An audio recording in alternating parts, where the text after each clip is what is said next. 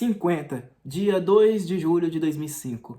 A revista Veja traz detalhes da sociedade secreta entre Marcos Valério e o PT. A reportagem de Alexandre Outramari conta a história do empréstimo de 2,4 milhões de reais do BMG ao PT. A operação foi avalizada por José Genuíno, Delúbio Soares e Marcos Valério. O empréstimo de fevereiro de 2003 não foi quitado pelo PT. O partido acabou socorrido por Valério. O empresário pagou uma das parcelas da dívida no valor de R$ 350 mil. De posse dos documentos que comprovavam a transação, Veja perguntou ao presidente do PT se Marcos Valério assinou o aval para o partido, com a palavra José Genuíno. Não sei de nada disso, não. Eu tenho de me informar. Acabei de descer do avião. Acho que não tem isso. Vou me informar. Me ligue em 1 hora. 1 hora depois, na sede do PT em São Paulo. Olha, não tem isso não. O que temos com Marcos Valério são dívidas de campanha de políticos que ele fez para a gente como publicitário. Ele nunca foi avalista do PT em alguma operação bancária? Nunca. Ele nunca foi avalista do PT. Não tem isso não. A transação é comprometedora porque as agências de publicidade de Marcos Valério, como se sabe, dispõem de contratos com o governo federal avaliados em 144,4 milhões de reais. Da reportagem. Isso mostra a existência de um ciclo conhecidíssimo, mas que raramente se consegue trazer à luz com tanta nitidez como agora. O dinheiro sai dos cofres públicos, faz uma escala na conta da agência de publicidade e acaba aterrissando no caixa do PT. Para entender melhor, no início do ano passado, a empresa de participações de Valério, a Grafite, que controla a agência de publicidade DNA, contraiu um empréstimo de mais de 15 milhões de reais e deu como garantia a receita de um contrato publicitário que pouco antes fora firmado entre a SMPB e os Correios. O repórter quis ouvir Valério. Ele havia negado em entrevista anterior que dera aval ao PT. Quem fala, porém, é o advogado e sócio, Rogério Tolentino. Por orientação dos advogados, ele não vai fazer nenhuma afirmação que possa conflitar com a defesa. Por isso, ele não pode confirmar, desmentir nem dar nenhum esclarecimento. A direção do BMG também foi procurada para explicar por que o banco não executou as garantias do empréstimo. Afinal, a operação não fora quitada pelo PT. A explicação em nota. A direção do BMG não pode comentar as informações levantadas pela revista em respeito à lei do sigilo bancário. As investigações mostram Marcos Valério no olho do furacão, coincidem os saques de dinheiro no Banco Rural e o troca-troca partidário.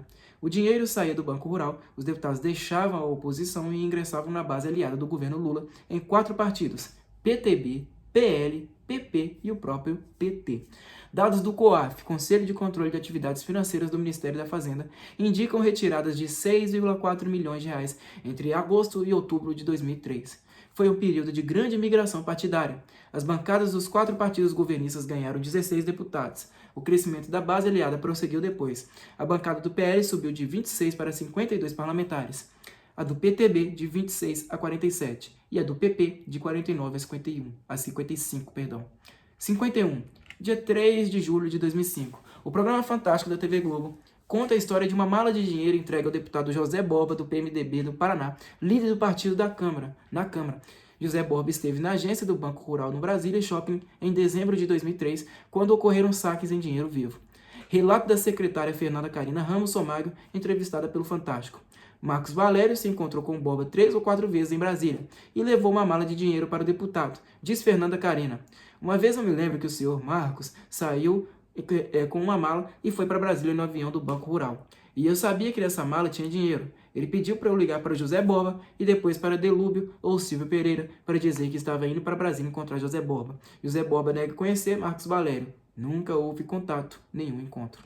52. Dia 4 de julho de 2005. Cai Silvio Pereira, o secretário-geral do PT. Silvinho, como é conhecido, disfarça o afastamento do partido com um pedido de licença. Entre outras coisas, ele foi acusado de organizar a distribuição de cargos no governo Lula, embora nunca tenha ocupado posição pública na administração federal.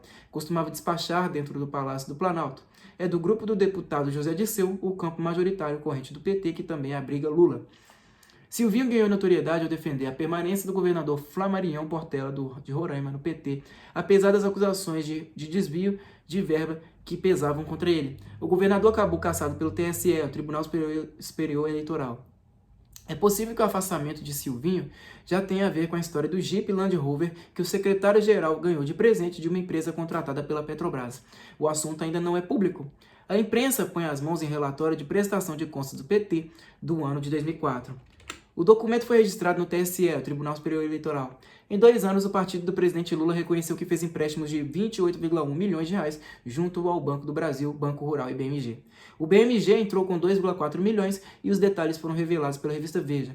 O Banco Rural, com outros 5,1 milhões, e o restante, 20,6 milhões, veio do Banco do Brasil, sendo a maior parte em contratos de leasing para supostamente comprar 10 mil computadores e impressoras para o partido. A oposição estranha a relação entre o partido do presidente da República e o Banco do Brasil, que se recusa a divulgar garantias, avalistas, taxas de juros ou quaisquer dados sobre os contratos assinados com o PT. O Banco do Brasil também se nega a informar se as parcelas do empréstimo vêm sendo honradas pelo partido. Alega sigilo bancário, balanço do próprio PT acerca do patrimônio líquido da sigla, no final de 2004, porém, registra um resultado de 24 milhões de reais negativos. Outra revelação. Apesar de o PT não ter saldado a operação de crédito de 2,4 milhões de reais feita em 2003, o BMG destinou no ano seguinte mais da metade das suas doações às campanhas eleitorais do partido do presidente da República. Os dados são do TSE. Dos 26 candidatos que receberam 795 mil reais do BMG, 20 pertenciam ao PT. Ficaram com 505 mil da bolada, mais Marcos Valério. A Folha de São Paulo apura que as agências DNA Propaganda e SMPB Comunicação de Marcos Valério registraram depósitos bancários de 500 milhões de reais em 2004. Especialistas do meio publicitário,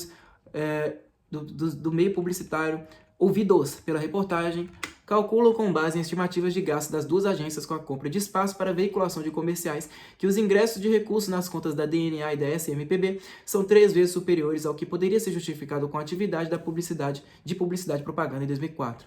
No editorial, o amigo publicitário, a Folha afirma que a promiscuidade entre a vida financeira das empresas de Valério e a do PT tornou-se flagrante. O episódio não é apenas constrangedor, trata-se de uma assintosa violação aos mais elementares princípios republicanos.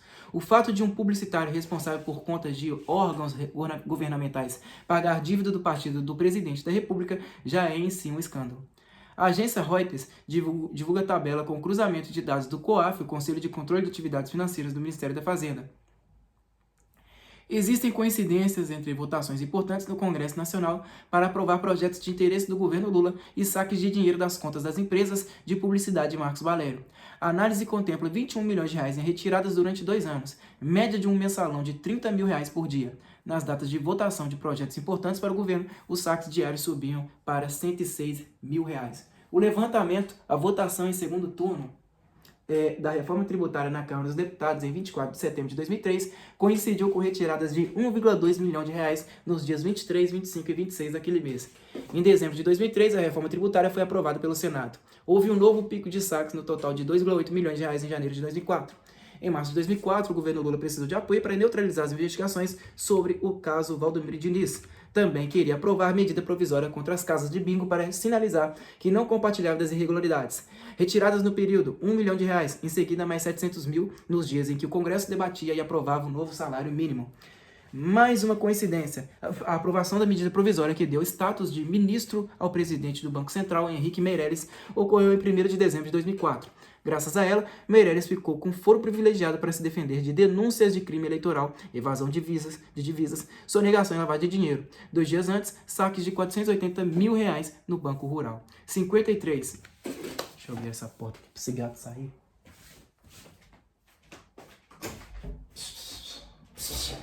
Bora? Bora? Vamos sair.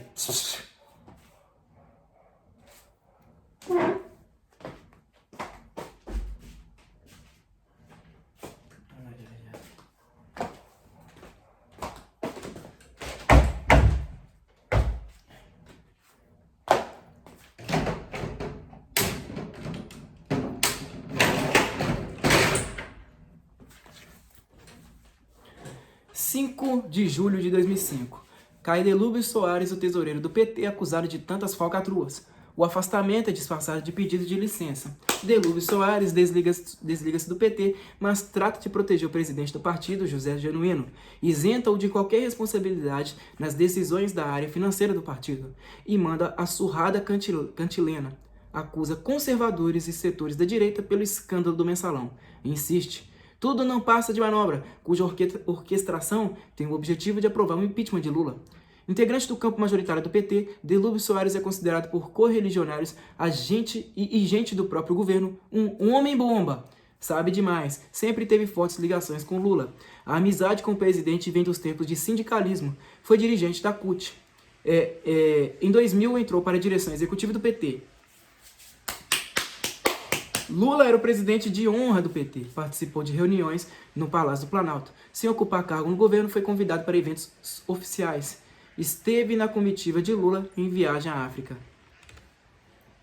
O líder do PMDB na Câmara, deputado José Borba, do Paraná, volta atrás e agora admite conhecer Marcos Valério. José Borba, aliado do governo Lula, divulga nota à imprensa para refutar qualquer comportamento ilegal. O resultado é desastroso. Termina acusando Marcos Valério de negociar cargos no governo. A repercussão do caso faz Borba perder o cargo de líder do PMDB. A nota: nunca recebi do senhor Marcos Valério qualquer numerário ou recursos financeiros, limitando-se o relacionamento ao fato de que o mesmo fazia parte do grupo do PT, que exercia efetiva influência político-administrativa junto ao governo federal. E mais, o meu relacionamento com líderes do PT, integrantes de sua executiva nacional e o senhor Marcos Valério, sempre foram delimitados pela tratativa de ocupação de cargos públicos em razão de pleitos de integrantes de nossa bancada, sendo leviana e politiqueira qualquer especulação de favorecimento financeiro a deputados do PMDB. E por fim, o que discutir com dirigentes do PT e o senhor Marcos Valério é o que lideranças partidárias discutem hoje e sempre discutiram em todos os governos: a nomeação de seus partidários para cargos na administração. O Congresso instala a CPI do Mensalão. Mais uma derrota do governo. Durante 10 dias, a bancada governista, orientada pelo Palácio do Planalto, tentou impedir a comissão de inquérito. Em seu lugar, propunha apurar a compra de votos com a alegação de que era preciso investigar a reeleição do ex-presidente Fernando Henrique Cardoso, do PSDB de São Paulo, ocorrida em 1998. Agora, com 3 CPIs em funcionamento, muda a tática do governo. A base aliada parte para confundir as investigações, tumultuar os processos, dispersar os trabalhos e cansar a opinião pública. Desmoralizar as CPIs. Relatório do COAF, Conselho de Controle de Atividades Financeiras do Ministério da Fazenda, em poder da CPI dos Correios, indica que a agência DNA Propaganda recebeu durante os primeiros 2 anos e meio da era Lula R$ 419,2 milhões em depósitos numa conta do Banco do Brasil em Belo Horizonte. A metade do dinheiro, 219 bilhões de reais, foi depositada irregularmente sem identificação da origem dos recursos. O expediente contraria a legislação de combate à lavagem de dinheiro, que obriga os bancos a obter declarações dos clientes sobre a origem de depósitos com valores superiores a R$ 100 mil. Além disso, a informação sobre os depósitos precisa ser registrada no Banco Central. O relatório do COAF também identificou, no último ano, uma movimentação de R$ 5,5 milhões em dinheiro vivo. A quantia passou por uma conta da SMPB Comunicação em agência do Banco Bradesco de Belo Horizonte. Marcos Valério obtém habeas corpus para depor na CPI dos Correios sem correr o risco de ser preso. Investigações mostram que Jacinto Lamas, tesoureiro do PL, esteve 15 vezes na agência do Banco Rural, no Brasília Shopping, nos 2 primeiros anos do governo Lula. As visitas foram registradas no sistema de segurança do edifício. Em 9 das 15 vezes, houve saques que totalizaram R$ 2,3 milhões. Jacinto Lamas frequentava o Banco Rural nos horários em que as agências bancárias estão fechadas, no começo da manhã ou no período noturno. O sistema de segurança também registrou o nome de Alexandre Chaves Rodrigues, motorista do então presidente da PTB, José Carlos Martinez. Esteve na agência em 14 de janeiro de 2004, dia de um saque de R$ 250 mil. 54, dia 6 de julho de 2005. Marcos Valério, depois na CPI dos Correios, nega conhecer o mensalão, nega envolvimento em quaisquer irregularidades, não satisfaz, alega que pagou fornecedores com saques em dinheiro vivo de R$ 20,9 milhões. Tampouco convence quando diz que a amizade por Delúbio foi o motivo que o levou a ser avalista do empréstimo bancário de milhões ao PT. Milhões de reais. Parlamentares fazem graça da versão. Temendo a execução da dívida, Valério resolvera pagar uma parcela do empréstimo no valor de R$ 350 mil. Valério admite ter se reunido com o presidente do Banco Rural e o ministro José Dirceu do PT de São Paulo no Palácio do Planalto. Rechaça a hipótese de ter sido beneficiado em licitação que escolhia a agência de publicidade para atender os Correios e responde se fez doações a campanhas eleitorais. Se fiz alguma doação, foi dentro da lei. Doação que me lembre, não. Como pessoa física, não fiz nenhuma doação. Os empréstimos de R$ 20,6 milhões do Banco do Brasil para o PT derrubam 2 dirigentes do banco. Caem os vice-presidentes de Finanças, Luiz Eduardo Franco de Abreu, ligado ao PT, e o de Varejo, Edson Monteiro. De novo, o COAF E aí vem à tona que um procurador da Fazenda Nacional, Glênio Guedes, recebeu R$ 902 mil de Marcos Valério. Foram duas transferências no final de 2003, uma de 782 mil, outra de 120 mil. A CPI, Valério disse ter conhecido o procurador num clube. Guedes foi afastado do Conselho de Recursos do Sistema Financeiro Nacional. Motivo alegado: deu parecer a favor do arquivamento de um processo contra o Banco Rural. O jornalista Gilberto Alípio Mansur admite ter recebido R$ 300 mil da SMPB por serviços prestados à agência de Valério. Suspeita-se que ele intermediou o encontro de Valério com a direção da editora 3, que edita a revista Isto É, para evitar a publicação de entrevista com Fernanda Carina. Em depoimento ao Conselho de Ética da Câmara dos Deputados, Carlos Rodrigues, do PL do Rio de Janeiro, acusado por Roberto Jefferson, do PTB do Rio de Janeiro, de ser um dos deputados operadores do Mensalão, reconhece que se reuniu com Delúbio Soares e Silvio Pereira para fazer negociações políticas. Carlos Rodrigues lista as nomeações que fez no governo Lula: 2 diretores da Companhia Docas do Rio, um diretor do Serviço de Patrimônio da União, o diretor administrativo do Portos, Fundo de Pensão do Sistema Portuário, e um diretor do DENIT, o Departamento Nacional de Infraestrutura de Transportes. 55, dia 7 de julho de 2005. E surge mais um empréstimo guardado em segredo pelo PT. O site da revista Época, na internet, divulga a operação de crédito no Banco Rural de maio de 2003 no valor de R$ 3 milhões. O PT é o beneficiário e o avalista do empréstimo mais uma vez, Marcos Valério. Ele assina a transação com o presidente petista José Genuíno e com o tesoureiro Delúbio Soares. Da reportagem dos jornalistas Ricardo Mendonça e Eliane Brum. As novas revelações caíram como um petardo sobre a imagem pública do PT. E da porta para dentro o partido implodiu. Quando surgiu o primeiro empréstimo garantido por Valério no BMG, Genuíno negou sua existência depois de consultar o tesoureiro, Delúbio Soares. E desmentido publicamente e desgastado, Genuíno entrou em depressão e se confessou magoado com Delúbio, que não o teria informado corretamente. Na quinta-feira, quando foi procurado por Época para falar do novo empréstimo, a respeito do qual novamente não tinha o que explicar, o presidente do PT deixou a mágoa de lado e passou a xingar Delúbio pelos cantos do partido em São Paulo. Fernanda Carina Ramos Somaio, ex-secretária de Marcos Valério, presta depoimento à CPI dos Correios. Reafirma denúncias e trata do relacionamento de Marcos Valério com o deputado José Mentor, do PT de São Paulo. O petista foi o relator da CPI do Banestado, uma comissão de inquérito encarregada de investigar remessas ilegais de dinheiro para o exterior em 2004. Uma vez, quando o Mentor telefonou com uma notícia sobre a CPI do Banestado, o senhor Marcos Valério mandou que eu pegasse as 25 pastas suspensas em que ele guardava notas fiscais e de investimentos e picotasse tudo. Foram feitos 4 sacos de papel picado. O Marcos Valério só saiu da minha frente quando eu tinha picado tudo. Sobre a logística dos saques de dinheiro vivo no Banco Rural, em operações determinadas por Marcos Valério e tocadas por Simone Vasconcelos, pessoa de estrita confiança do empresário. A Simone ligava avisando que os boys iam passar no banco e a agência abria mais cedo. Eram 2 ou 3 boys que se dirigiam ao banco para dar garantia em caso do assalto. Acontecia pelo menos uma vez por semana. O dinheiro era acomodado em valizes tipo 007 que ficavam no departamento de finanças da agência. O relator da CPI, deputado Osmar Serraglio, do PMDB do Paraná, quer a confirmação de que o dinheiro ia mesmo para parlamentares no Congresso Nacional. Fernanda Carina Somaio descreve o procedimento de Valério. Ele falava algumas vezes com Delúbio e depois ligava para outras pessoas, falando: "Olá, deputado, amanhã vou estar em Brasília." Um dia que eu o ouvi falando isso, teve um saque e ele viajou no dia seguinte. Movimentação bancária de Marcos Valério, intriga CPI e dá pistas sobre os caminhos da corrupção. Trata-se de um crédito de R$ 2,4 milhões, seguido de um débito no mesmo valor. A operação foi mapeada pela Receita Federal. Ocorreu no BMG, em nome da Grafite Participações, empresa de Marcos Valério, em 14 de julho de 2004. O curioso é o valor do crédito, o mesmo da dívida de R$ 2,4 milhões, contraída em fevereiro de 2003 pelo PT, com o aval de Marcos Valério no mesmo BMG. Outra coincidência, naquele mesmo 14 de julho de 2004, Marcos Valério pagou R$ 350 mil da dívida do PT junto ao BMG. E mais, o imposto de renda da Grafite não fez menção à origem do dinheiro, nem dá qualquer justificativa para o depósito de R$ 2,4 milhões na conta da empresa. A Câmara dos Deputados rompe contrato com a SMPB. A agência de Marcos Valério havia sido contratada por R$ 9 milhões em 2003, quando o presidente da Câmara era o deputado João Paulo Cunha, do PT de São Paulo. Durante a vigência do contrato, o petista assinou 2 aditivos, autorizando acréscimos de R$ 4,7 milhões nos gastos de publicidade.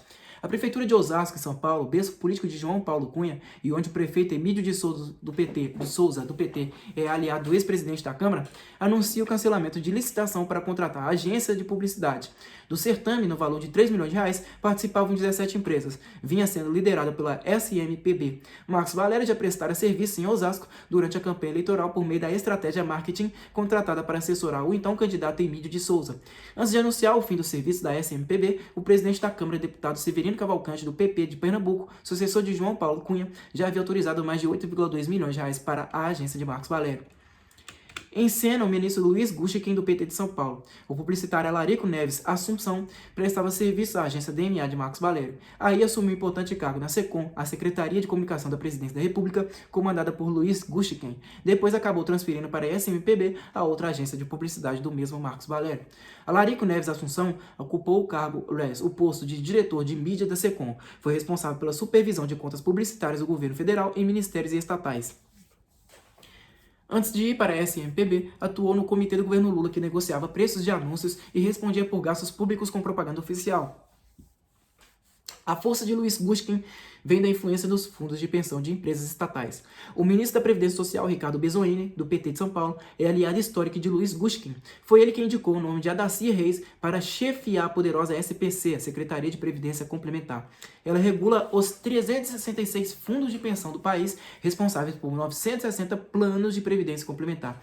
Os fundos atendem 2,3 milhões de pessoas, negócio de 280 bilhões de reais.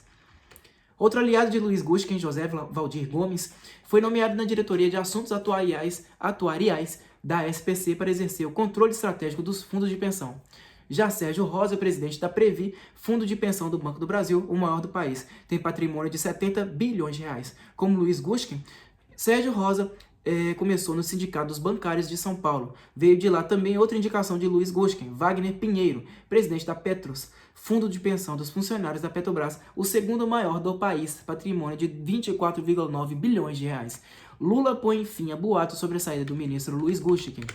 Eu quero dizer aqui para todo mundo ouvir que o companheiro Guschiken continuará dirigindo a SECOM. O companheiro Guschiken cuida não apenas bem da Secretaria de Comunicação, mas do mundo de assuntos estratégicos, que é uma coisa extremamente importante. Eu acho que nós não podemos, a qualquer instituição, contra qualquer companheiro, a priori, achar que as pessoas são culpadas. O deputado José Dirceu, do PT de São Paulo, por sua vez, defende a permanência de José Genuíno no comando do PT. Em reunião do campo majoritário, a corrente hegemônica do PT, o ex-ministro fala em conspiração das elites. Querem o impeachment do presidente Lula, é disso que se trata. Agora, loteamento de cargos na Fundação Real Grandeza, fundo de pensão dos funcionários de Furnas, cujo patrimônio é de 4,8 bilhões de reais. A reportagem de Irani Tereza, do jornal O Estado de São Paulo, aponta o rateio entre os partidos políticos da base aliada do governo Lula. A presidência do fundo foi entregue a Marcos Antônio Carvalho Gomes, funcionário de Furnas, ex-sindicalista e petista do grupo do deputado Jorge Bittar, do PT do Rio de Janeiro, Jorge Bittar. E os demais diretores são indicados pelo PTB, PMDB e PP, num convívio administrativo extremamente conflituoso. Os investimentos do fundo de pensão estavam concentrados em bancos de segunda linha como o BMG e o Banco Rural. As aplicações no Banco Santos, quebrado em 2004, provocaram perda de 153,6 milhões de reais. Os investimentos no Banco Santos levaram ao afastamento do gerente de investimentos do fundo, Benedito Siciliano, da cota do PTB. Ele foi dispensado apesar dos protestos do diretor de Administração e Finanças, José Dias, nomeado pelo PMDB.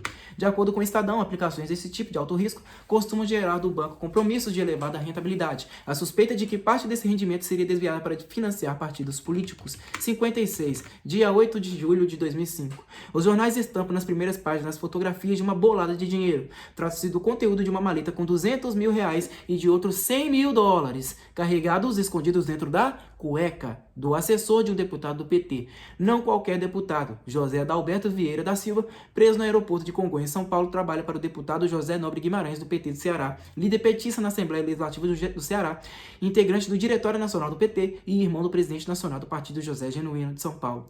Apesar de se calar e se recusar a prestar esclarecimentos à Polícia Federal, José Adalberto Vieira da Silva age com rapidez para apagar a memória do telefone celular. De ser agricultor, O dinheiro em seu poder, resultado da venda de verduras. Desmascarado, confessa ser assessor do irmão de José Genuíno. Usa o paletó para cobrir o rosto e esconder-se dos fotógrafos. José Nobre Guimarães, por sua vez, é um dos 14 parlamentares cujo nome aparece na agenda de Marcos Valério. Em entrevista, o deputado diz não saber por que seu nome está grafado entre os registros de Valério. Também ignora o que o assessor fazia em São Paulo. O deputado do Ceará, José Nobre Guimarães, estava na capital paulista no mesmo dia da prisão. Explicação dele. Foi tudo uma grande armação para atingir a mim e ao Genuíno. Vou desvendar esse mistério. Silvio Pereira, o ex-secretário-geral do PT, depõe na Polícia Federal. Define-se como dirigente profissionalizado da Executiva Nacional do PT. Salário, R$ 9.000 mensais. O delegado Luiz Flávio Zampronha de Oliveira considera incompatíveis salário e patrimônio declarado. Um apartamento em São Paulo no valor de R$ 180 mil. Uma casa de praia em Ilhabela, em São Paulo, avaliada em R$ 400 mil. E um Jeep da marca Land Rover no valor de R$ 80 mil, que, segundo o depoente, foi financiado. Veremos. Dia 9 de julho de 2005. Caem José Genuíno, presidente nacional do PT, e Marcelo Sereno, secretário de comunicação do partido. Marcelo Sereno é do grupo de José Dirceu. Em 2008, ele voltaria à cena como principal executivo da Grande Florum Participações, compradora da refinaria de petróleo Manguinhos, no Rio de Janeiro. Já José Genuíno, ligado diretamente a Lula, manteve o PT sempre próximo do Palácio do Planalto. Outro petista afastado, José Adalberto Vieira da Silva, assessor do deputado José Nobre Guimarães, do PT de Ceará, e irmão de José Genuíno, o homem dos $100 mil na cueca. Lula põe gente de seu primeiro time no PT. O ministro da Educação, Tarso Genro, do PT do Rio Grande do Sul, desliga-se do governo e assume a presidência do partido. O ministro do Trabalho, Ricardo Bezoini, do PT de São Paulo, vira secretário-geral. E o da Saúde, Humberto Costa, do PT de Pernambuco, é o novo secretário de Comunicação. Em entrevista ao jornal O Estado de São Paulo, Tarso Genro fala de uma crise de coerência moral do partido com consequência devastadora. O PT vive a pior crise da sua história. 59, dia 11 de julho de 2005. O Jornal Nacional da TV Globo leva ao ar conversa telefônica gravada pela Polícia Federal. Foi travada em agosto de 2004, quase 10 meses antes de estourar o escândalo do Mensalão. A fala é de Maria Auxiliadora de Vasconcelos, auditora fiscal do INSS, o Instituto Nacional de Seguro Social. Ela foi presa sob a acusação de integrar uma quadrilha de fraudadores. Na conversa com outra auditora, Maria Auxiliadora de Vasconcelos insinua que o ministro José Dirceu, do PT de São Paulo, e o ex-tesoureiro Delúbio Soares recebiam uma mensalidade da Firjan, a Federação das Indústrias do Rio de Janeiro. Em troca da propina, haveria relaxamento na fiscalização de empresas fluminenses. No diálogo gravado, Maria Auxiliadora de Vasconcelos cita o ex-ministro da Previdência Social do governo Lula, Amir Lando, do PMDB de Rondônia. Chegou às mãos do Almir Lando. Aí foi que ele disse, olha, na realidade, o que acontece é o seguinte, eu no Rio de Janeiro não vou mexer, porque eu me comprometi a não mexer. O Rio tem um contrato com a Firjan, ele mesmo abriu o jogo. A Firjan dá uma mensalidade, dá não sei o que, e quem vai buscar é o Delúbio de Souza, sei lá, Soares, para as empresas não serem fiscalizadas. Outro trecho da gravação. O Amir Lando é uma pessoa maravilhosa, uma pessoa acessível, e ele foi muito claro ao dizer, no Rio de Janeiro eu realmente não vou mexer porque eu tenho compromisso com José Dirceu. O Ministério Público tem 3 testemunhos do suposto esquema de pagamento de propina para autoridades do governo federal por parte da Firjan. Os auditores receberiam ordens para não multar determinadas empresas. Em um caso investigado, houve pressão para a anulação de uma multa. Após a autuação, o empresário multado obteria o cancelamento do processo por interferência política. 12 de julho de 2005. Caem os ministros Luiz Gustin, do PT de São Paulo, da SECOM, e Romero Jucá, do PMDB de Roraima, da Previdência Social. Romero Jucá, acusado de desviar dinheiro de um abatedor de frangos, voltaria a ter forte influência na administração Lula no segundo mandato, como líder do governo no Senado e relator da CPI da Petrobras em 2009. Já Luiz Gustin, integrante do núcleo duro de Lula, assegura por hora um cargo na assessoria do presidente. Vai cuidar de um certo núcleo de assuntos estratégicos. A Secretaria de Comunicação e as verbas de propaganda da Presidência da República ficam, por enquanto, com a nova ministra da Casa Civil, Dilma Rousseff, do PT do Rio Grande do Sul. Em depoimento à CPI dos Correios, Eduardo Medeiros, diretor de tecnologia dos Correios, nomeado por influência de Silvio Pereira, garante: nada sabe sobre cobrança de propina por parte de funcionários da estatal federal, cujo cargo de presidente e 6 diretorias reconhece foram loteados entre PMDB, PTB e PT. Ele admite que tomou conhecimento em 2 ou 3 ocasiões do vazamento de informações acerca de especificações técnicas de licitações. Era comum, segundo ele, a visita de deputados aos Correios acompanhados de empresários interessados em negócio com a estatal. A maioria era do PMDB, naturalmente porque o ministro, o presidente e 3 diretorias eram do PMDB. Durante o depoimento surge o caso do empresário Vilmar Martins, da metalúrgica Gadotti Martins Carrinhos Industriais. Ele denunciou licitação dirigida e a cobrança de propina no valor de 20% do valor da nota fiscal, que deveria ser entregue em dólares, sendo a metade nas mãos do próprio Eduardo Medeiros. A chantagem: se o dinheiro não fosse pago, os Correios não aceitariam a mercadoria e não haveria pagamento. Depois de negar conhecer o empresário, Eduardo Medeiros, pressionado, confessa ter conversado com Vilmar Martins 2 ou 3 dias atrás. Em outro depoimento à CPI, Antônio Osório, ex-diretor de administração dos Correios, aponta na direção do deputado Roberto Jefferson, do PTB do Rio de Janeiro. Ele teria pedido dinheiro a diretores da estatal indicados pelo PTB. Alegou precisar de recursos para o caixa de campanha do partido. O dinheiro deveria ser fornecido por empresários que mantinham contratos com os Correios. Antônio Osório se reuniu com Roberto Jefferson em mais de 50 ocasiões. A CGU, a Controladoria Geral da União, divulga relatório preliminar. Apurou 18 irregularidades em 69 contratos e licitações dos Correios. Um total de 37,5 milhões de reais em sobrepreços. Prejuízo potencial, 79 milhões de reais. A Polícia Federal faz operações sigilosas de busca e apreensão de documentos nas instalações do Banco Rural em Lagoa Santa, em Minas Gerais, e no Brasília Shopping.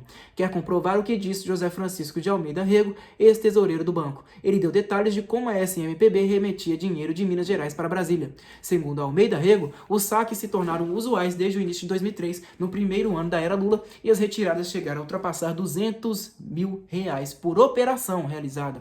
O ex-tesoureiro recebia ligações da tesouraria da agência Assembleia do Banco Rural, em Belo Horizonte, onde a SMPB mantinha conta bancária. Eram solicitações para pagamentos em Brasília. Por fax eram indicados os valores e os nomes dos sacadores. O tesoureiro tinha a responsabilidade de cuidar da liberação dos recursos junto ao Banco Central e dos detalhes para a entrega. O dinheiro não deveria fazer volume, por isso vinha em notas de 50 e 100 reais. Era levado para uma sala especial da agência. Ali as cédulas eram colocadas em bolsas que os próprios sacadores traziam. Tudo gente apressada que ia embora, em geral, sem conferir os valores. José Francisco de Almeida Rego relata que Simone Vasconcelos, executiva da SMPB em Belo Horizonte, fazia retiradas na agência do Brasília Shopping, mas não levava o dinheiro com ela. Assinava recibos e listava os nomes daqueles que passariam depois para receber. Na maioria das vezes eram pacotes de 50 ou 100 mil reais. As pessoas, por determinação dela, não precisavam se identificar. A Polícia Federal confirma que localizou documentos comprovando saques em nome da SMPB na agência do Banco Rural em Brasília, mas estranhou a falta de identificação dos sacadores. 61, dia 13 de julho de 2005. Mais uma versão para o caso do petista preso com 200 mil reais numa maleta e 100 mil dólares na cueca.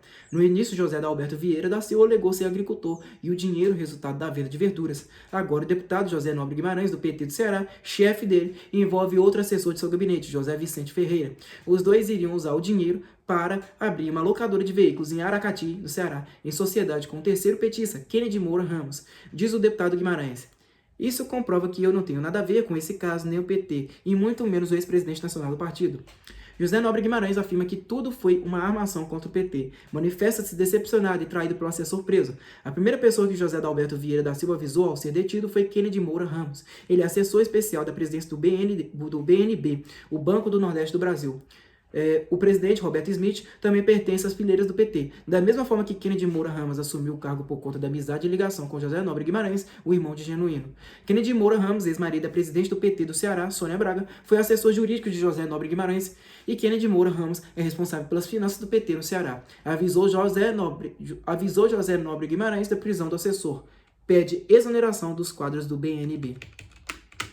Em depoimento à CPI dos Bingos, o empresário de jogos Carlos Augusto Cachoeira, o Carlinhos Cachoeira, ataca Valdomiro Diniz. Segundo ele, o ex-subchefe da Casa Civil e assessor direto do ex-ministro José Dirceu, do PT de São Paulo, pediu propina de 100 mil a 300 mil reais em troca de favorecimento em licitação. Na época, Valdomiro Diniz presidia a Lotérgia, estatal que administra loterias no Rio. Valdomiro Diniz teria dito que o dinheiro era para financiar campanhas eleitorais. Para Carlinhos Cachoeira, Diniz agia sozinho.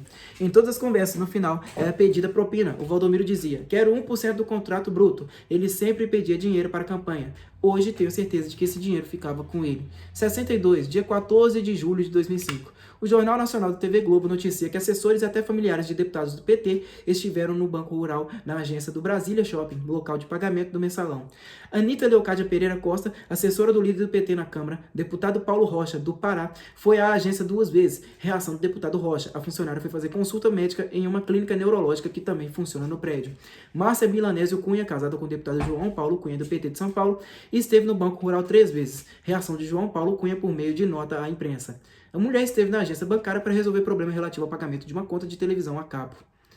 O presidente do PT na Bahia, deputado Josias Gomes, foi pessoalmente ao Banco Rural. Explicação dele: como havia almoçado no shopping, fui ao banco pedir uma informação, não fiz saques. Os três não contaram a verdade. Azeda o caso do assessor do deputado José Nobre Guimarães, do PT do Ceará, preso com R$200 mil numa maleta e $100 mil na cueca. A matéria vai ao ar pelo Jornal Nacional da TV Globo. Kennedy Moura Ramos, petista afastado do BNB, o Banco do Nordeste do Brasil, em consequência do escândalo, não gostou de ser envolvido na história pelo deputado José Nobre Guimarães. Não engoliu a versão de que o dinheiro serviria para abrir uma locadora de carros no interior do Ceará. A entrevista ao Jornal Nacional. Não sei que rancores fizeram com que o deputado me fizesse uma vinculação a uma empresa que nunca ouvi falar. Kennedy Moura Ramos vai além. Relata a conversa com José Nobre Guimarães, padrinho de seu casamento, quando ele lhe pediu para assumir que era o dono do dinheiro. Para Ramos, foi uma proposta indecente. Ele falou que o Adalberto tinha que ser protegido por questões de Estado. Kennedy Moura Ramos também descreve o diálogo com José Nobre Guimarães quando lhe contou sobre a prisão de José Adalberto da Silva. Perguntou se ele tinha falado alguma coisa. Disse que não sabia. Ele disse, graças a Deus. Outra contradição. José Vicente Ferreira, assessor de José Nobre Guimarães, apontado pelo deputado como participante do negócio da locadora, havia concedido entrevista ao jornal O Povo, do Ceará. Dissera que emprestou um cheque a José Adalberto Vieira da Silva, o seu amigo, a fim de que pudesse comprar uma passagem aérea para Recife. José Vicente Ferreira não sabia da viagem a São Paulo, muito menos de locadora. O Ministério Público investiga a hipótese de Vieira da Silva ter sido um emissário de Kennedy Moura Ramos em São Paulo.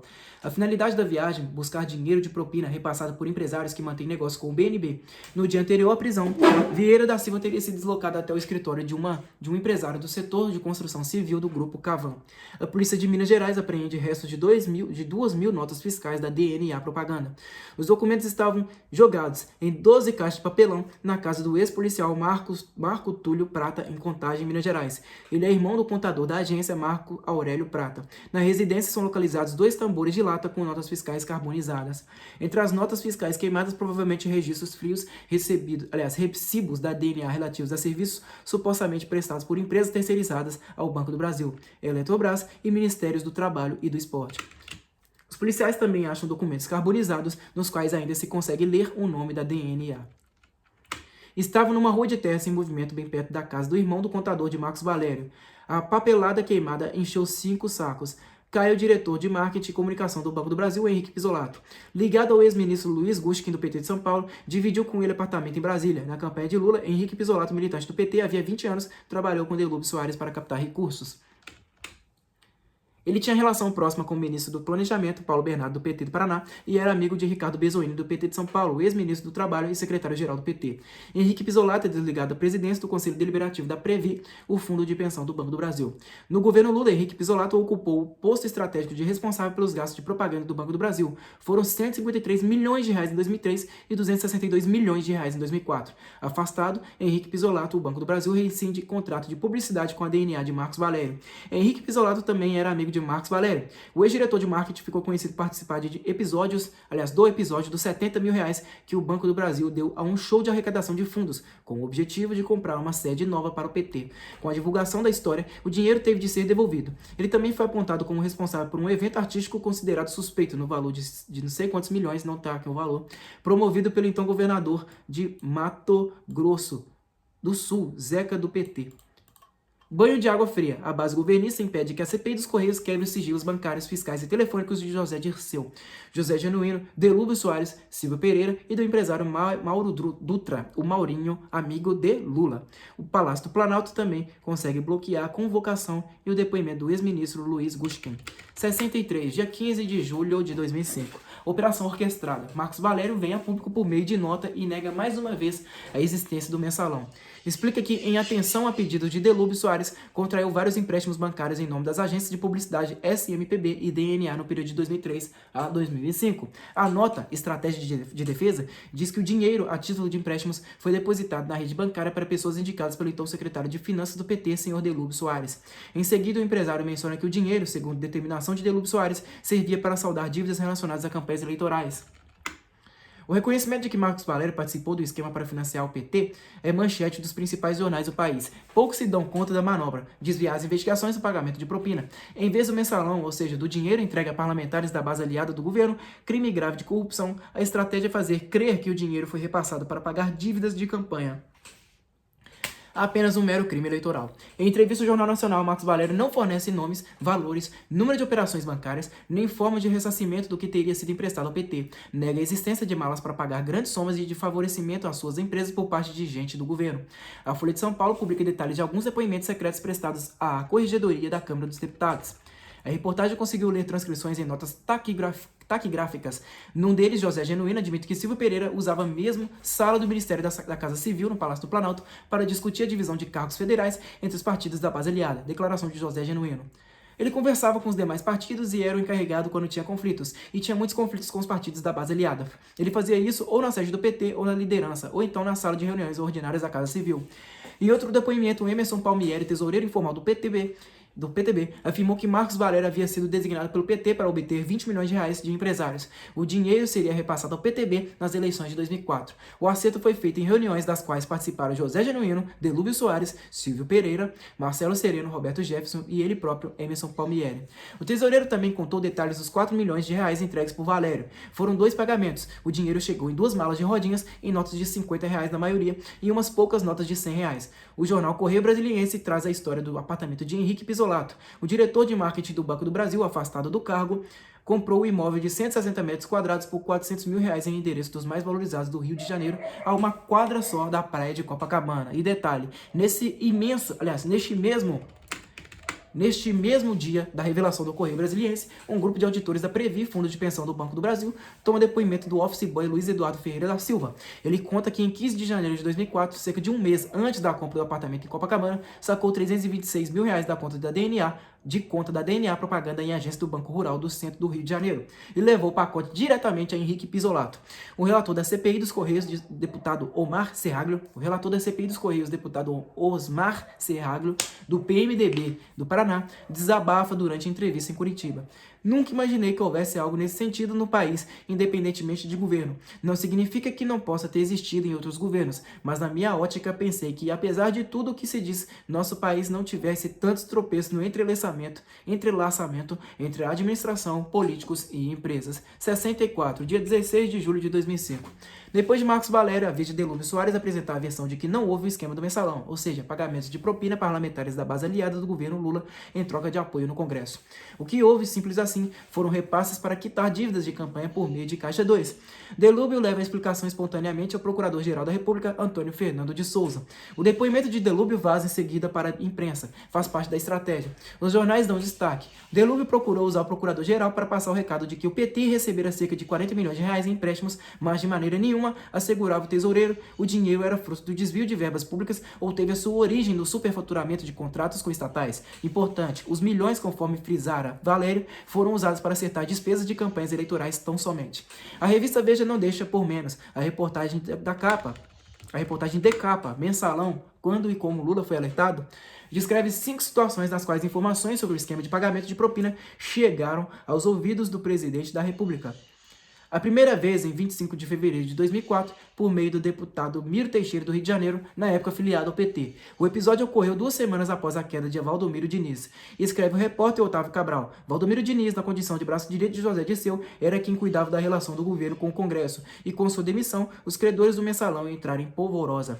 Miro Teixeira, que havia apenas 3 semanas assumir a liderança do governo na Câmara, começou a ser procurado pela tropa interessada em saber como seria paga a mesada dali em diante. O deputado ficou estupefato. Não sabia o que era mensalão. Entre os dias 17 e 19 de fevereiro, Miro Teixeira recebeu várias sondagens. Numa delas, na manhã do dia 17, a pressão veio em comitiva. Eram 3 deputados juntos, querendo saber do futuro financeiro. Valdemar Costa Neto, presidente do PL, Sandro Mabel, líder do PL, e Pedro Henri, do PP. Miro Teixeira conversou reservadamente com Lula. Disse que deixaria o cargo de líder do governo por causa do mensalão. A revista Veja documenta. Lula demonstrou surpresa, disse que nunca ouvira falar naquilo e prometeu conversar com o então ministro José Dirceu para apurar a denúncia, mas não voltou a tocar no assunto. No dia 31 de março, Miro voltou ao Palácio do Planalto e, diante do fato de que nada fora feito a respeito do mensalão, pediu para deixar a liderança. Saiu no dia 6 de abril, sendo substituído pelo professor Luizinho. O segundo aviso ao presidente, em 5 de maio de 2004, quem deu foi o governador de Goiás, Marconi Perillo, do PSDB. O Palácio do Planalto, em comunicado oficial, deu a seguinte explicação à revista: Lula não se recorda de ter ouvido nenhum comentário de Marconi Perillo sobre o assunto. O governador Marconi Perillo, no entanto, chegou a ilustrar a conversa com o presidente da República ao mencionar os casos de 2 deputados de Goiás. Um deles virou escândalo. É o da deputada Raquel Teixeira, do PSDB, a quem o deputado Sandro Mabel, do PL, teria oferecido dinheiro para que se mudasse para o PL. Sobre o outro, o governador não deu detalhes. O motivo, o deputado Enio Tatico, do PSC, aceitou a proposta e se transferiu para o PL. Enio Tatico apresentou justificativa para a mudança. Mudei de partido porque o líder do PL é de Goiás e é meu amigo. Não recebi proposta. O terceiro episódio, o próprio presidente abordou o assunto durante viagem oficial à China. Aconteceu em 25 de maio de 2004. Durante um jantar, Lula perguntou ao deputado Paulo Rocha, do PT do Pará, se ele já ouvira falar sobre o pagamento de mesadas a deputados. Paulo Rocha negou ter ocorrido a indagação do presidente, mas 10 deputados estavam na mesa do jantar. 3 deles confirmaram a veracidade da conversa. Nos outros 2 casos, o aviso foi dado pelo deputado Roberto Jefferson, do PTB do Rio de Janeiro.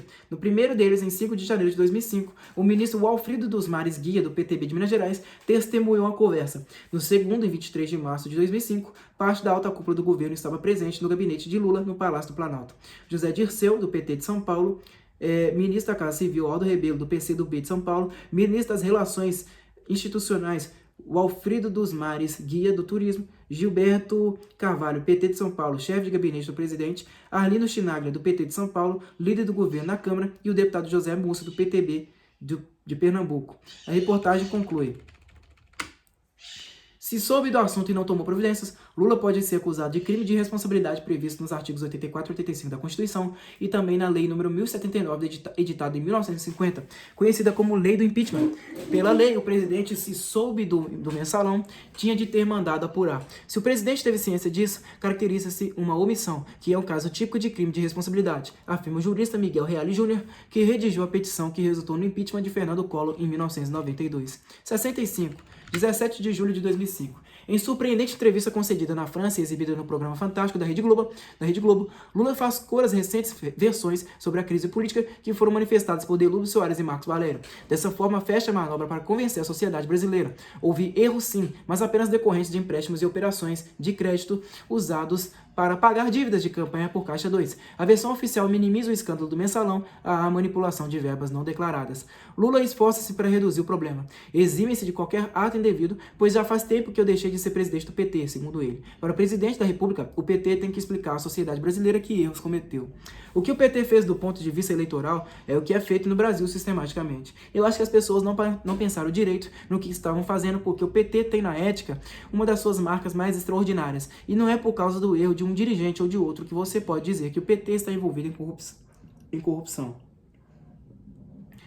A oposição vai para cima, acusa o governo de engendrar uma nova operação Uruguai, em alusão ao esquema simulado pelos aliados do ex-presidente Fernando Collor de Mello em 1992, para tentar explicar a origem do dinheiro que financiava gastos do ex-presidente. Na época, o empréstimo de 3,7 milhões de dólares foi forjado para justificar a despesa de Fernando Collor. O presidente acabou afastado do cargo depois de um processo de impeachment. Agora, a farsa contábil é a série de operações de crédito de Marcos Valério. Os falsos empréstimos serviriam para esquentar dinheiro de Caixa 2, oriundo de fontes ilegais, usado em acertos com políticos da base aliada. O jornal O Estado de São Paulo traz uma lista com nomes de 22 deputados do PP. Testemunha cuja identidade é mantida em segredo aponta-os como destinatários de mensalões distribuídos a mando do líder do partido, deputado José Janine, do Paraná. Os operadores do esquema seriam João Cláudio Genu, chefe de gabinete de José Janine, e o deputado João Pisolatti, do PP de Santa Catarina. Os locais de entrega da propina, o apartamento de Janine, em Brasília, e uma sala da Comissão de Minas e Energia na Câmara dos Deputados. É Janine ou Janene? Não sei. Segundo a denúncia, Pisolatti circulava com dinheiro dentro de malas nos corredores da Câmara, protegido por funcionários da área de segurança do Congresso. Um perfil de Marcelo Sereno, ex-secretário de comunicação do PT e ex-chefe de gabinete de José Dirceu, do PT de São Paulo, de quem também foi assessor especial, é publicado pela Folha de São Paulo. Para ilustrar a reportagem, a fotografia de um prédio de alto padrão na Barra da Tijuca, no Rio de Janeiro, em cuja cobertura mora Marcelo Sereno. É atribuída a ele ainda a compra em março de 2005 de um outro apartamento no Rio, no valor de R$700 mil. Marcelo Sereno é acusado de manipular o Núcleos, fundo de pensão das estatais de energia nuclear. O objetivo seria levar dinheiro para as campanhas eleitorais do PT. Os repórteres Elvira Lobato e Leonardo Souza ouvem o petista Neildo de Souza Jorge, integrante do Conselho Deliberativo do Núcleos, Nucleos. Ele denuncia operações financeiras lesivas aos fundos de pensão. A grande mutreta é que eles compravam títulos públicos e depois vendiam com deságio para corretoras. Essas faturavam corretagem e parte desse dinheiro, pelo que sabemos agora, iria para mensalões, caixas de campanha.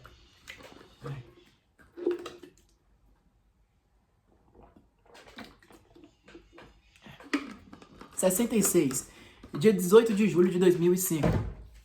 O Brasil debate o Caixa 2. É crime de falsidade ideológica prestar informações fraudulentas sobre a arrecadação de dinheiro para campanhas políticas sem declarar os valores à Justiça Eleitoral. Omitir receitas é crime de sonegação fiscal. Para a legislação de crimes contra o sistema financeiro nacional, considera-se fraude a movimentação de recursos de forma paralela à margem da contabilidade legal. O Caixa 2 é crime contra a ordem tributária. Na prática, porém, o uso de Caixa 2 em campanhas eleitorais não recebe punição. No máximo, multa. Ninguém fica preso por crime eleitoral. Muito mais grave é dar propina a parlamentares. Neste caso, o crime de corrupção pode condenar a 12 anos de prisão, fora processos e outras penas, caso sejam constatadas formações de quadrilha, lavagem de dinheiro e sonegação fiscal. E isso sem mencionar a perda do mandato por crime de responsabilidade ou falta de decoro parlamentar. Por isso, o esforço dos envolvidos no escândalo do Mensalão para descaracterizar a existência de um esquema de suborno de parlamentares. Ao circunscrever tudo ao rol de crimes eleitorais, os delitos poderiam ser diluídos para um número grande de receptores, se possível anônimos, o que afinal dificultaria a comprovação e a responsabilização dos culpados. Ai, tô solucionando muito. Cai o presidente da Petrobras, o ex-senador José Eduardo Dutra, do PT de Sergipe. Em seu lugar, assume José Sérgio Gabrielli, também filiado ao PT. Justificativa do governo para o afastamento. José Eduardo Dutra vai disputar uma vaga no Senado em 2006. Faltam 15 meses para a eleição. Pela legislação, a desincompatibilização precisa ocorrer 6 meses antes do pleito. História mal contada. Dutra acabaria derrotado em 2006, mas no ano seguinte voltaria a ocupar cargo importante no sistema Petrobras, o de presidente da BR Distribuidora. Em 2009, apoiado por Lula, seria eleito presidente do PT. Outras mudanças no governo. Antônio Batista Brito, diretor comercial da Brasil Veículos, e José Nilton Andrade, do Centro Cultura Banco do Brasil, são afastados do Banco do Brasil. Motivo? Reportagem do Correio Brasiliense mostrou os dois pressionando um funcionário de baixo escalão. O episódio ocorreu no apartamento do petista Henrique Pisolato, ex-diretor de marketing do Banco do Brasil, que participou da ação. Os três tentaram fazer o boy. Luiz Eduardo Ferreira da Silva assumiu a responsabilidade pelo saque de R$326 mil, o mesmo que motivou a saída de Henrique Pisolato do Banco do Brasil. O dinheiro foi retirado pelo boy no Banco Rural, de conta bancária da agência de publicidade DNA de Marcos Valério, e entregue a Henrique Pisolato. Depois o petista comprou um apartamento. O boy resistiu. Em entrevista à Rádio Jovem Pan de São Paulo, o respeitado senador Pedro Simon, do PNDB de Rio Grande do Sul, comenta as acusações do deputado Roberto Jefferson, do PTB do Rio de Janeiro. Para Pedro Simon, o escândalo do Mensalão vem sendo comprovado por fatos novos todos os dias e é mais grave do que aquele que vitimou o ex-presidente Fernando Collor de Mello. A coisa lá, a Operação Uruguai e tudo mais, foi bem inferior. Lá eles usaram dinheiro das empresas, fizeram garantias, só que isso aconteceu com eles fora do governo. Agora a partida está dentro do governo e foram usadas empresas públicas como o Correio e Furnas para fazer transações ilícitas, favoreceram essas empresas em troca do dinheiro dado ao partido. O nome disso é peculato e é formação de quadrilha. De Roberto Busato, presidente da OAB, a Ordem dos Advogados do Brasil. Valério e Delúbio são personagens menores nessa comédia infame que estarrece a nação. Valem menos pelo que são e mais pelos personagens que buscam inutilmente ocultar e aos quais serviram com ações criminosas nos subterrâneos da política. 67, 19 de julho de 2005. O escândalo do Jeep Land Rover. Isso aqui é famosíssimo, né? Silvio Pereira está na CPI dos Correios com habeas corpus para não ser preso. Não precisava responder, se não quiser. Pode evitar perguntas. Não precisa responder se não quiser, pode evitar perguntas e mesmo cair em contradição, não sairá algemado. Show de cinismo. O ex-secretário-geral do PT nunca ouviu falar em mensalão, não tem ideia sobre empréstimos de Marcos Valério ao PT. O que fez Silvinho? Segundo a sua própria versão, apenas um banco de dados com mais de 5 mil nomes, todos de pessoas prontas a assumir postos no governo Lula. Gentilmente, Silvinho informa aos integrantes da CPI. Existem 1.400 cargos ocupados por filiados do PT na administração federal. O secretário-geral não se lembra se viajou no avião de César Roberto Santos Oliveira, vice-presidente da GDK, empresa contratada da Petrobras. Eu mantinha contatos institucionais com César Oliveira, mas repito que não intermediei interesse da empresa. Silvinho cala-se. Recusa-se a dizer se ganhou um Jeep Land Rover da GDK. Não falo sobre meu patrimônio, por orientação dos advogados.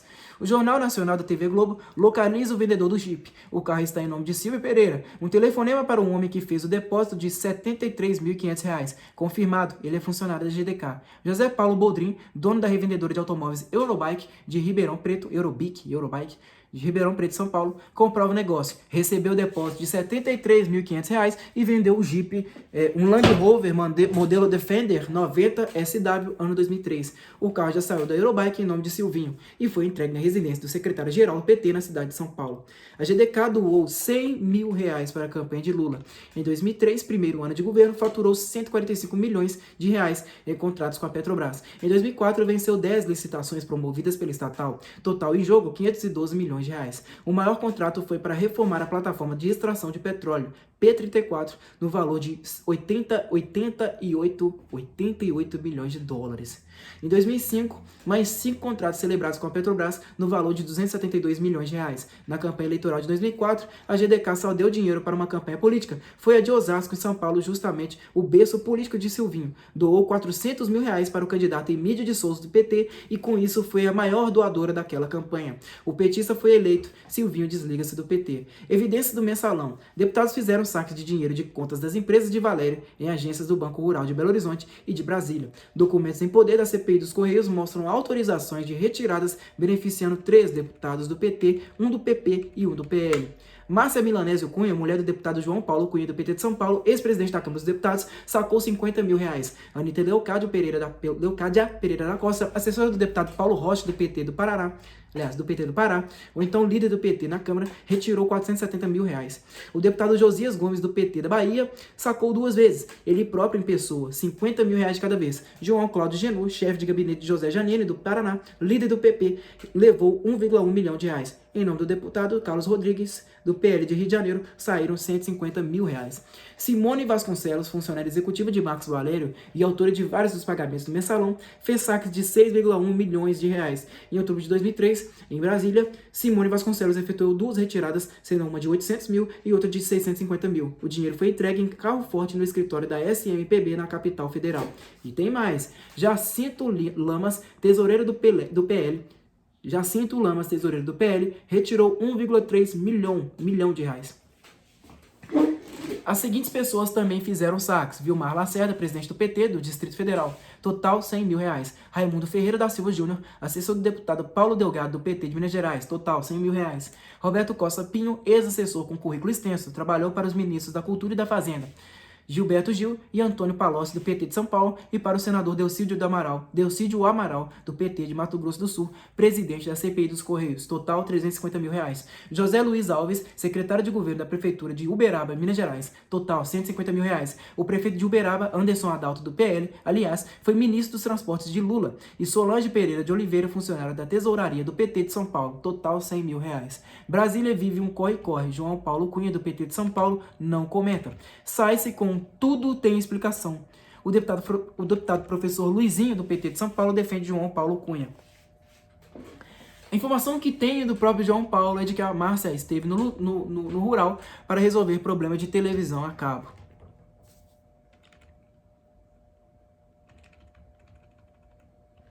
O ex-ministro Anderson Adalto não foge da briga. Segundo ele, Delúbio Soares, o tesoureiro do PT, o ajudou a pagar uma dívida de campanha. Encerrei 2002 quando me elegi deputado federal com uma dívida de campanha. Então pedi para o Delúbio e ele me ajudou. Não sei precisar a quantia, mas foi entre 100 mil e 150 mil reais. Foram 150 mil reais e Anderson Adalto era o ministro dos Transportes.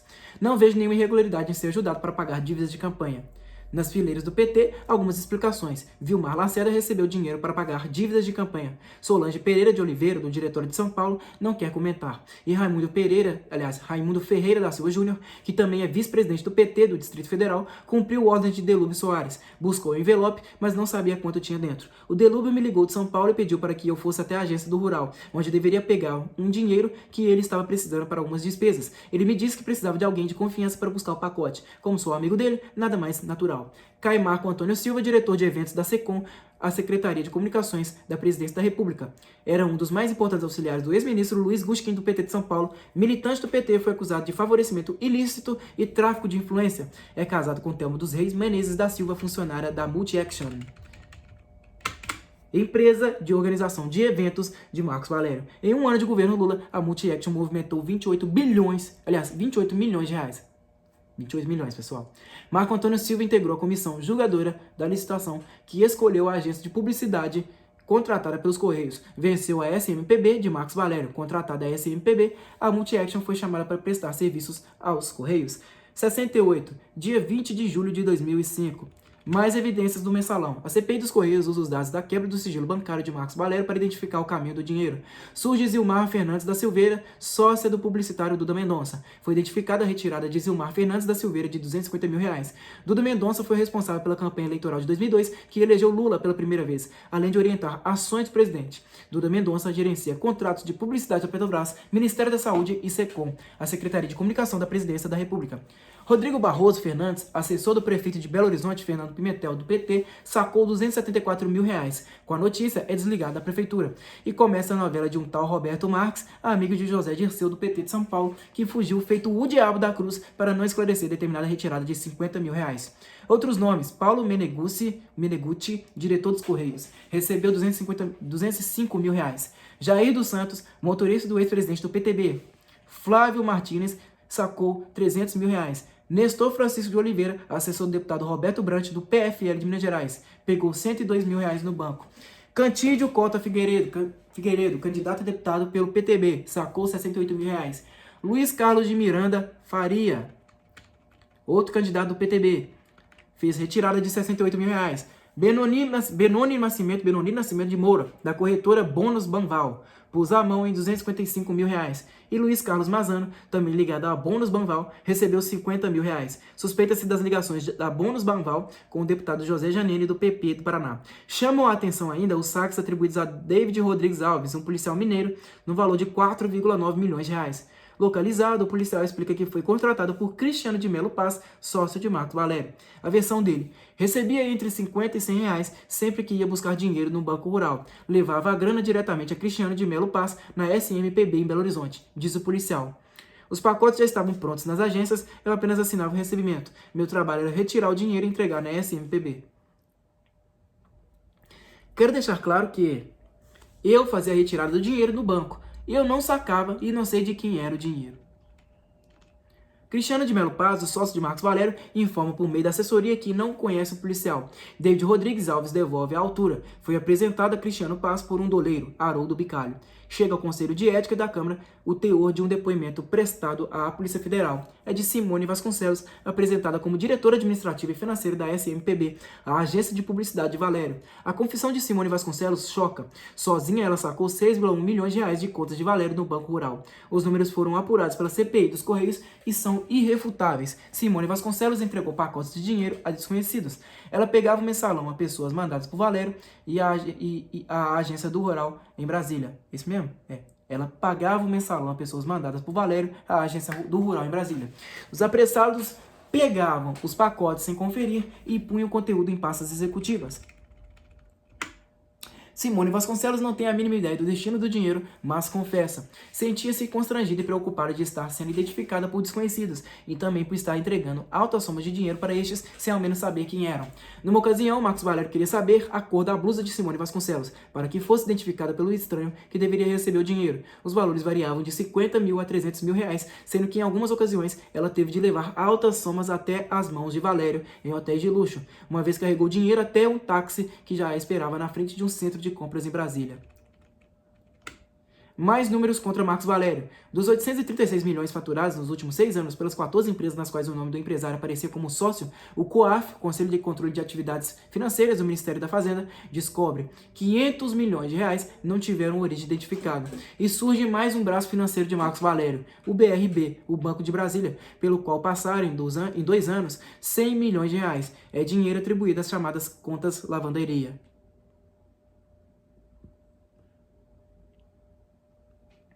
As movimentações são descritas como atípicas, depósitos e transferências imediatas que vão de 20 mil e 120 mil reais cada uma, feitas pelo sistema TED, ou seja, transferência eletrônica direta.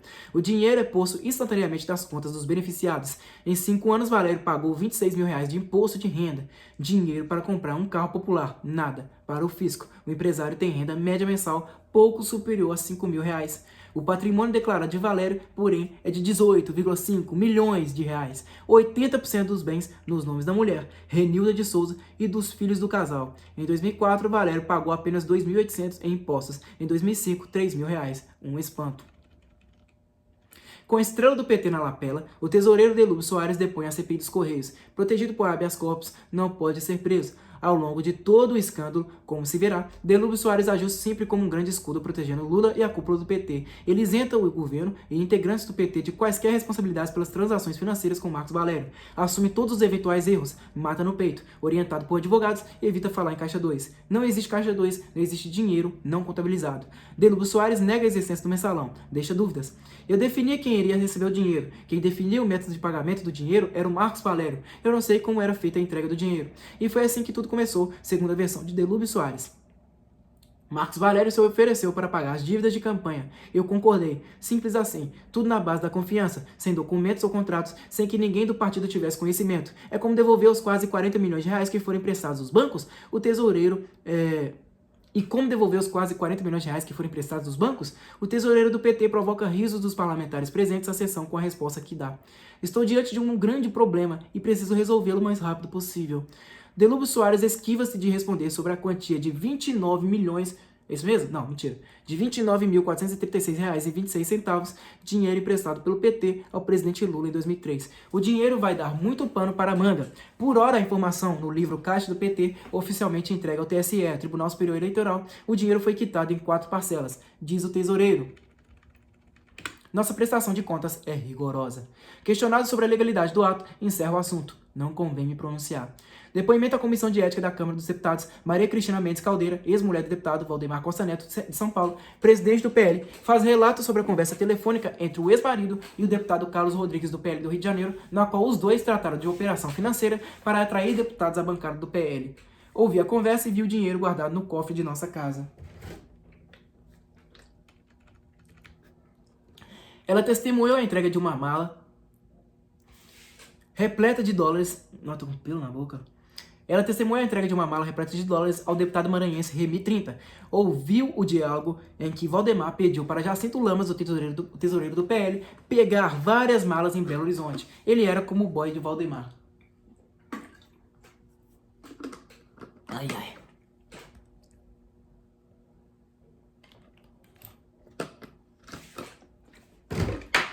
Ai, ai, ai, ai. O que é isso aqui? Além de movimentar altas somas, o ex-marido tinha um costume de andar de jatinho e torrar milhões em cassinos. Em uma noite perdeu 500 mil dólares numa casa de jogos do Uruguai.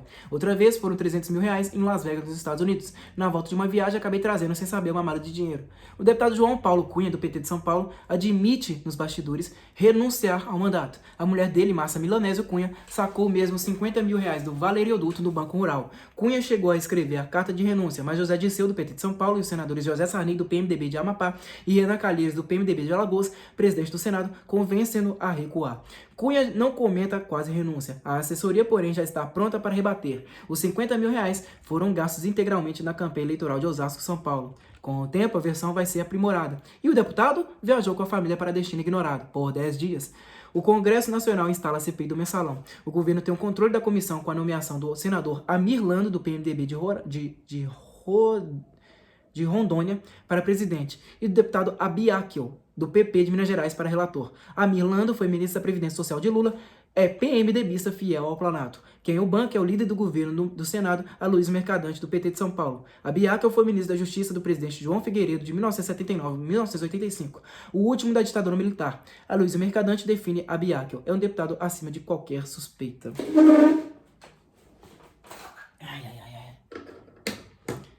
21 de julho de 2005. Mais um deputado PT no escândalo do mensalão. José Mentor de São Paulo, ligado a José Dirceu, do PT de São Paulo, e a ex-prefeita Marta Suplicy, do PT de São Paulo, da qual foi líder de governo na Câmara Municipal de São Paulo, recebeu 2 cheques no total de R$ 120 mil. Os comprovantes das transações estão entre aqueles que fazem referência aos R$ 50 milhões transferidos de contas atribuídas às empresas de Marcos Valério via Banco do Brasil.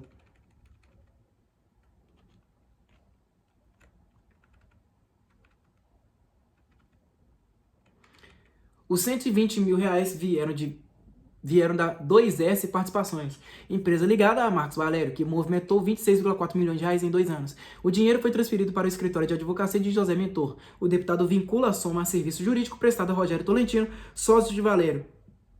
No escritório de José Mentor não há cópias do parecer que diz ter sido elaborado. José Mentor foi identificado por causa de um cheque nominal.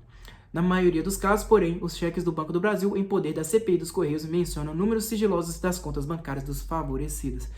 Eu vou parar por aqui, pessoal. Página 200 do livro, tá? O livro é grande. Cansa, né? Muito número, muito nome, muita palhaçada. Mas é isso aí, meu. Muito obrigado a todos vocês que me acompanharam até aqui. Até a próxima e falou!